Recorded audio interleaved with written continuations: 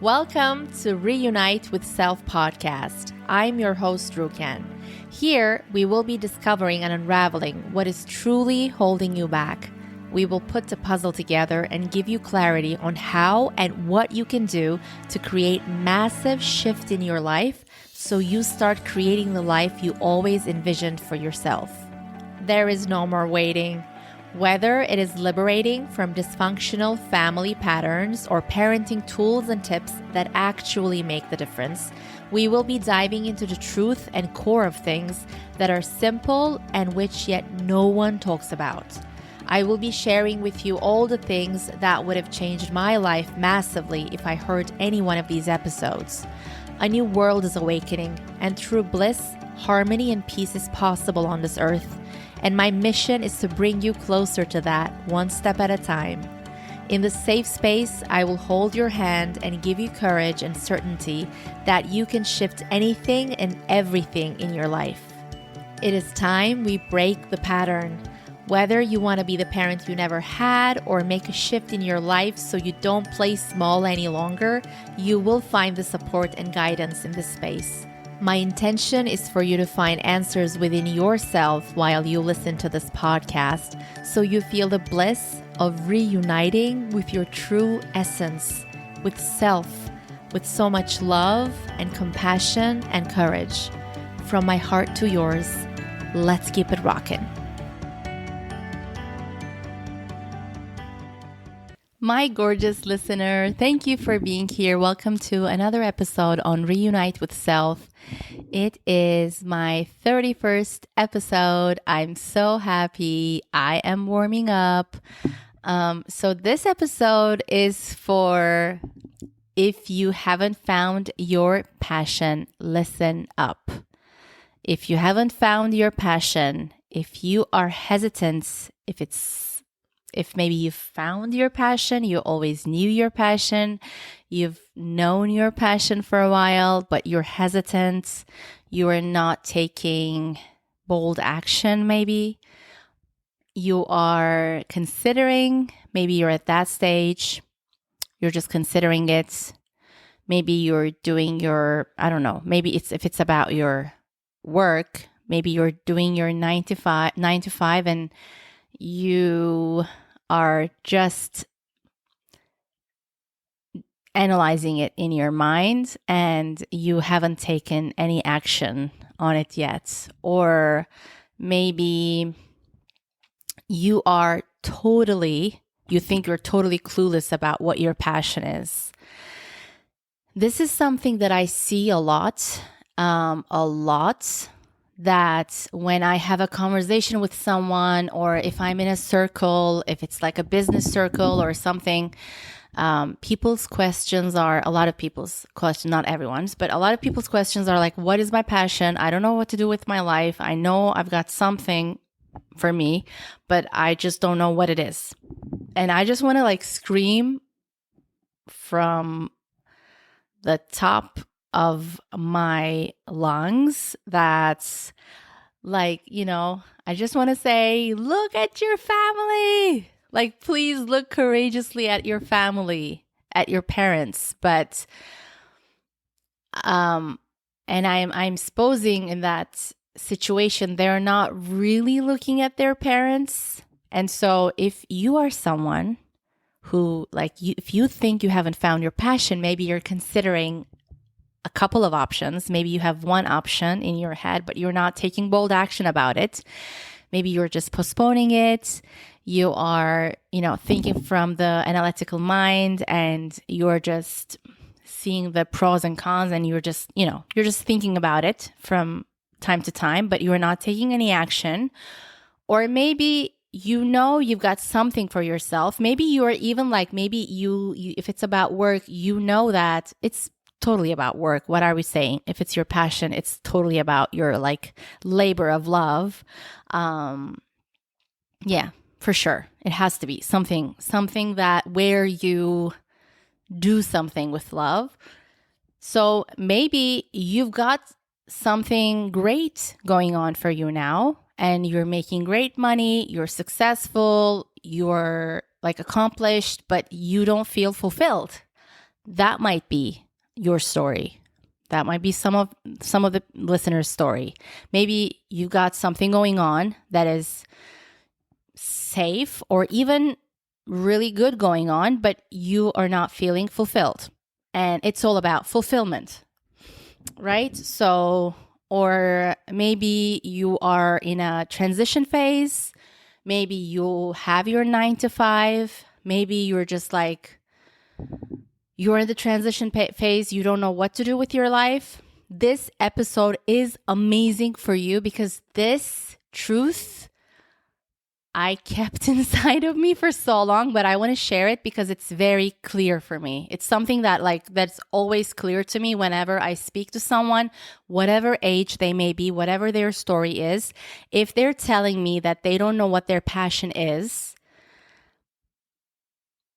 I know that it's only about getting rid of what does not even belong to them that will help them to remember their true passion, because inside they know. Maybe they're really scared to admit it because they feel so much excitement about it, so much maybe desire.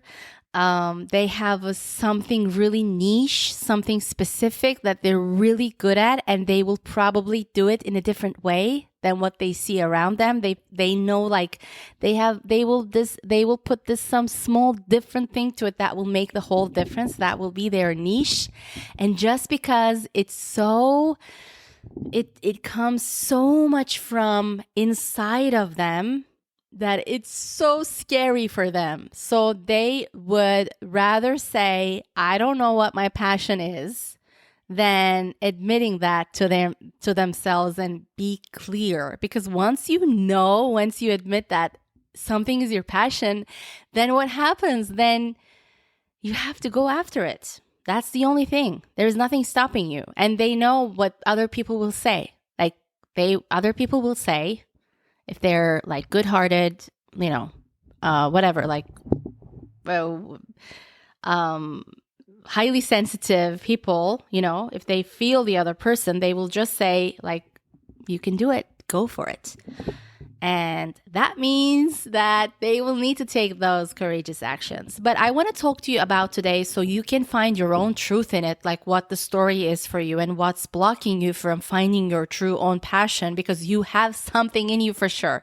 Like at least one thing, at least. Maybe you're someone who has multi-passions. I have multi-passions. They're very different from one another, from someone else's view, but they totally make sense now together. But I have a lot of different passions, and I'm so passionate about all of them, the same like wavelength.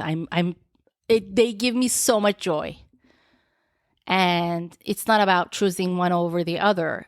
And some people might have, maybe more people might have just like one passion, but that's their truth, and it's very clear for them if they unravel it.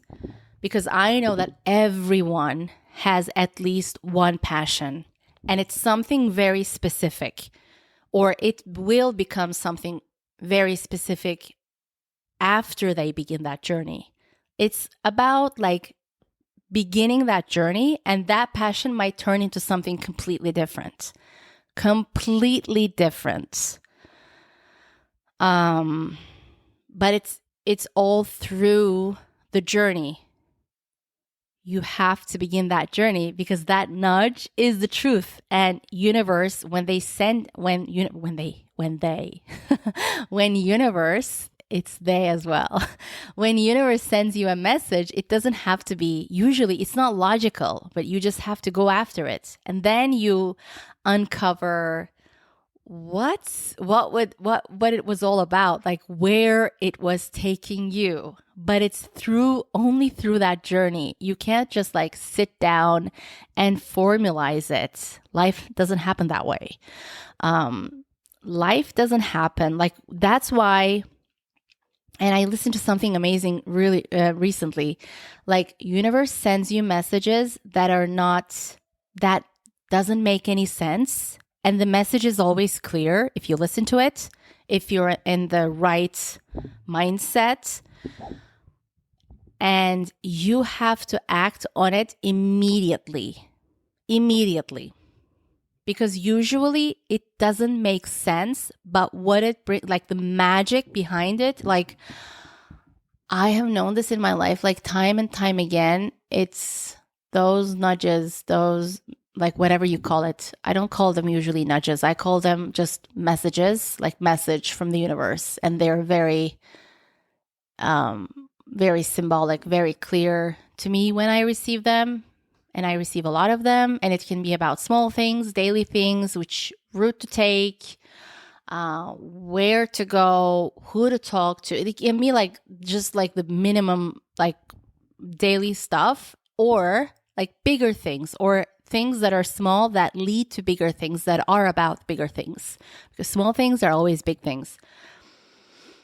So I want to talk to you about what might be blocking you from realizing, understanding, and having clarity, or finding, whatever you want to say, or remembering your passion. Because I know that when someone says, I don't know what my passion is, like when they're talking from a very vague narrative, like they're confused, or they're vague, or like they don't know, is I know that that's not their truth. It's not their truth at all. Like there is something beneath that for sure. And I'm going to walk you through what's beneath that. And when you go beneath that, you find that spot. So let's talk about your story. So if you haven't found your passion, listen up. If you haven't found your passion, or if you're not certain any of the options we talked about, what is this telling us?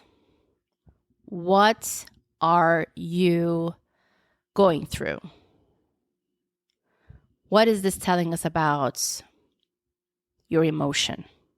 First thing, the surface is confusion. It's the first thing that we see, is that you have confusion about something. Because like I said, maybe you know it, maybe there is an option, beneath, but you don't want to admit it. You don't say it out loud. You don't even say it to yourself. You say it to yourself maybe, but then you're like, put it on the shelf and you don't want to look at it.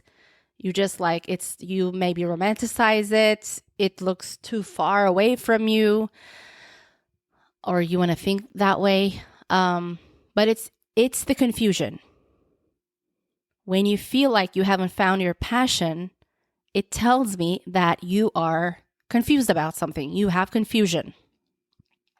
And I've experienced this so long, like maybe not about my passions, let's say. I mean, I'm unraveling a lot of my passions after my, line in the sand moment for sure.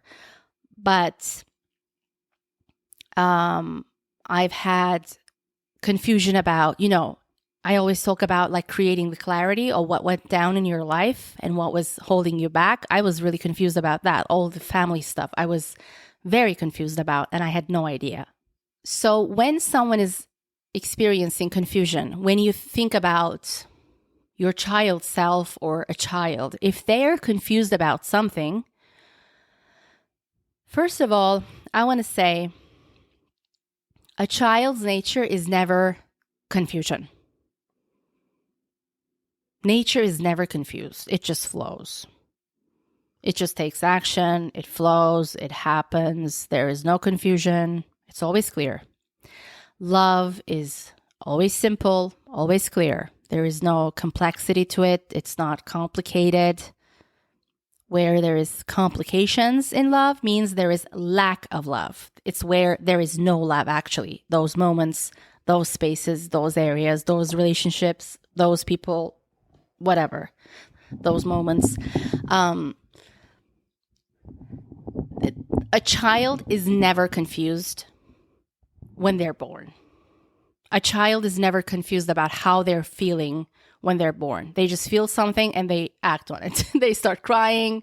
They just react. They laugh, they chuckle, they cry. Like they're not confused. Our nature is not confusion. It's not our nature. It's a feeling, it's a state of being for sure, but it's not our nature. Okay?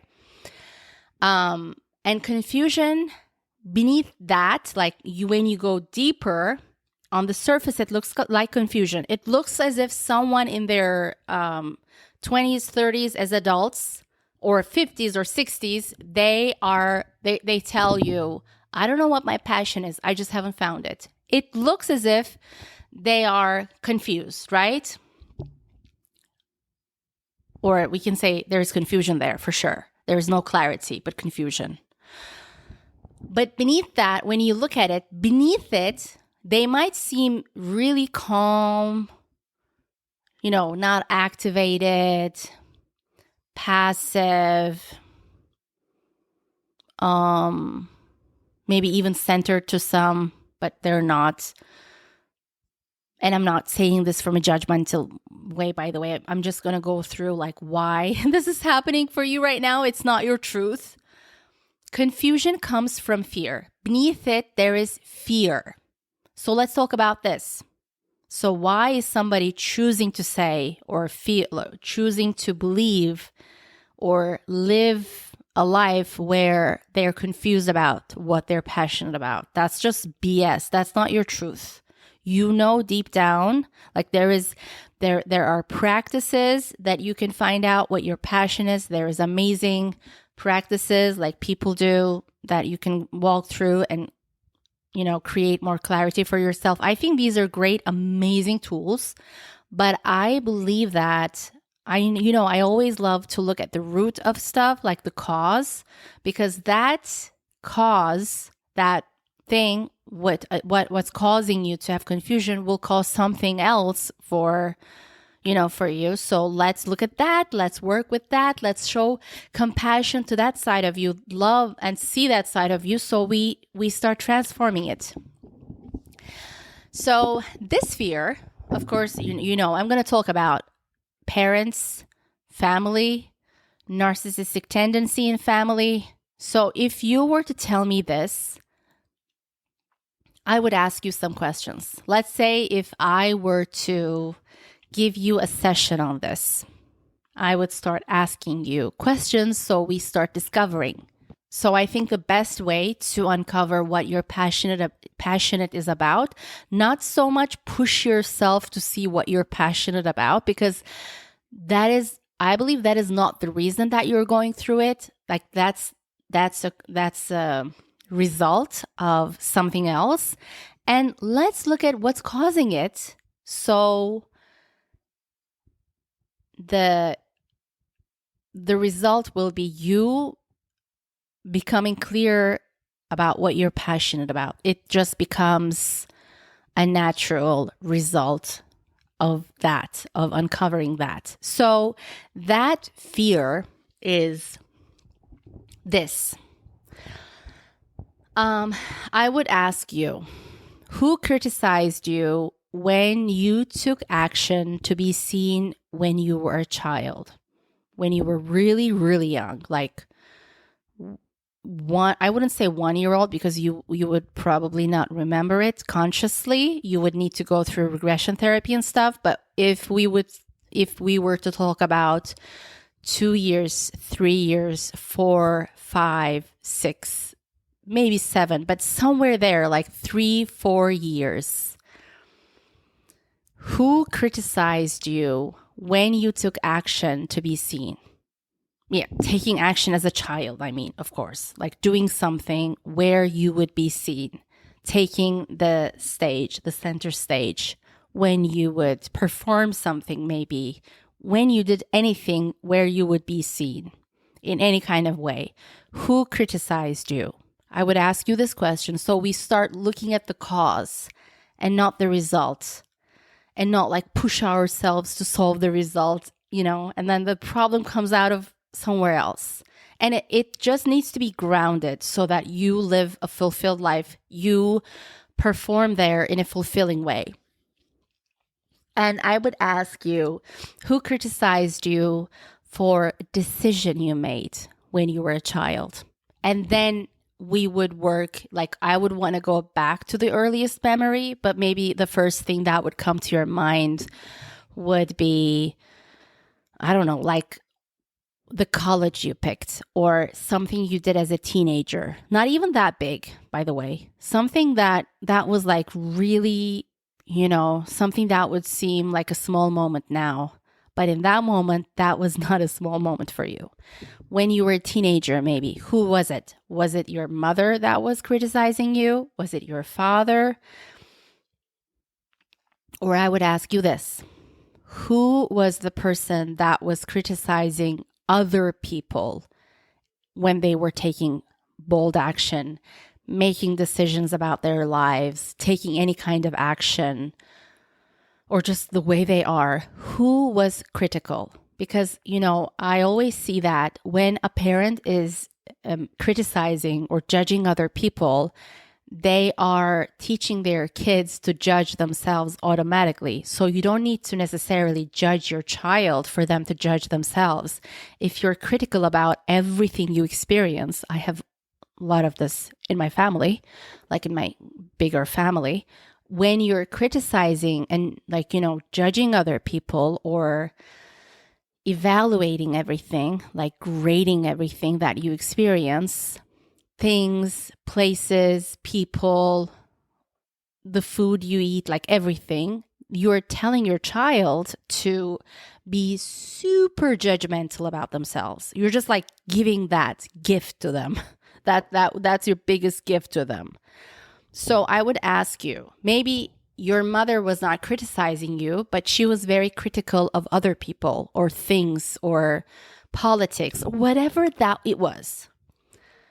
And so you understand the kind of questions I would ask.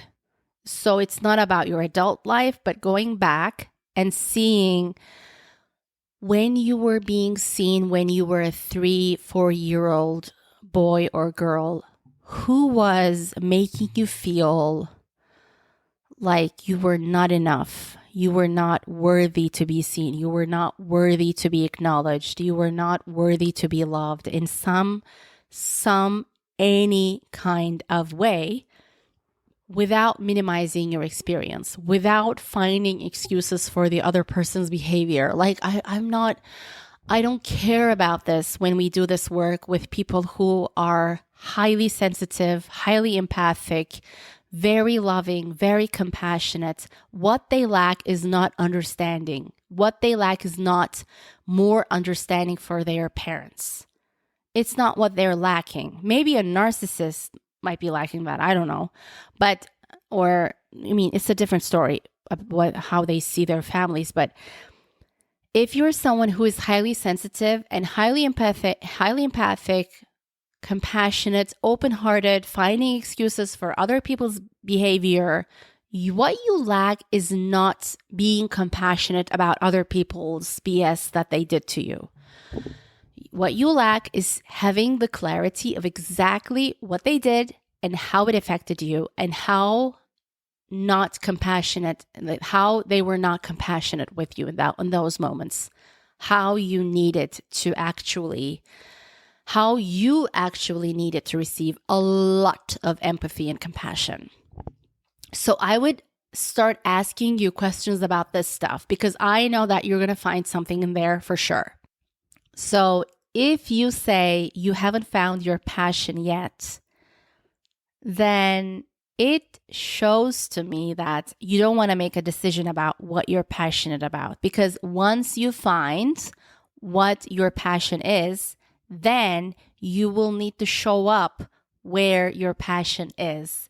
And it's super vulnerable. And not trusting yourself, meaning, not making that decision, not being clear about what your passion is. You don't make that decision. You don't have the clarity because you don't trust yourself today to make that decision. And it doesn't mean that it's something permanent, by the way. It's just like it can change in 1 second, in one moment, not even second. Like it changes in one moment when you realize all of this, like where it's coming from. And someone not trusting themselves, and it doesn't define who you are. It's just something that is not truly you, but it comes from the past. But not trusting yourself comes from you experiencing the consequence of your choices as failure, as you being not lovable, as you experience you making a choice and then that choice becoming a failure for you because of how it was projected to you, and that it was projected to you as if it was a defining moment for you, that you were defined by that failure. You were defined by the consequence of making that choice. You know where I'm getting at? So what was your experience as a child when you were making decisions for yourself, when you were picking something? What was the consequence? And please don't ever think that some small moment, you picking up a uniform or something like really small, it seems small now to you with your adult mind, but in that moment, it's not small to you, it's your whole world because of how it was projected to you. Like I say, like manipulating a child is a child's game. It's like super easy. Making a child feel as if they're not enough, they're not worthy of love. Oh my God, what a failure. How did you think of this? Like, it's very easy, very easy. And if a narcissistic parent is not feeling themselves that day, they will just make you feel that way. Narcissists cope with their life this way. It's not that they cope with their feelings this way because their life is never coping with their emotions, like it's not in their agenda, but it's just how they cope with life. They make you feel what they don't want to feel, what they want to avoid to feel. And this is the same thing when you have narcissistic relationships in your adult life. Your narcissistic partner makes you feel exactly how they don't want to feel, how they're maybe feeling subconsciously, but they dump that onto you. So the problem becomes you. So they just, they experience it as, oh, you are feeling this way. And it never belonged to you in the first place. Like that was never in your agenda with them. But it all comes from family. So you're not experiencing it for the first time in your adult relationships, whether it's friendships, romantic relationship, co-workers, boss, people you hire, whatever it is. It all comes from family. You experienced it many, many, many, many times in your family that it was so familiar to you. You had to pick these people to remind you again so that you work on it until the day you see that what it's about, you just continue with that. But the moment that you realize is when things start shifting, then you start healing. So if someone tells me that they haven't found their passion yet, is because they're super scared. They're so scared to make a decision because what they need to heal today, meaning just even like start looking at it, being conscious about it, being aware, showing compassion to that part of themselves, showing compassion to that moment when you were that little girl or boy listening to him or her now and being there for her now, like reparenting yourself. So I know that this person is having a lot of fear about making a decision because we have to understand that you showing up in what you're passionate about is a very vulnerable moment, is a very vulnerable thing. That's why not everyone follows what they're passionate about, but they might choose something, they might choose safety instead of passion. Safety is, easier. So they choose safety instead of the passion, because what did they experience about things that they cared about when they were a child? Were they showing compassion and empathy? That is what a parent's supposed to do. Not in a perfect way, not in every moment, but that should be the intention. When it's the intention, it's just natural. Like the child feels it. It doesn't need to be perfect. It doesn't need to be all the time. It doesn't need to be you understanding the child in every moment, in every way, in the exact way that they would need. No, it's life. Of course, they're going to get heartbroken. They're going to have challenges with you as well. But I'm talking about it's non-existent in a very hidden way. It's non-existent. And these people, the highly sensitive people, actually, I believe, need so much less than, I don't know, maybe someone with narcissistic tendency. A narcissistic tendency person needs that feed constantly every day, because it's like a very surface thing for them. They're not it's not coming from within them. But someone who is like highly sensitive, and they're usually highly intelligent, empathic, they actually, this is my core belief, that they actually need, if you give them only 3 times in their lives, it's that non-existent when they have narcissistic abuse.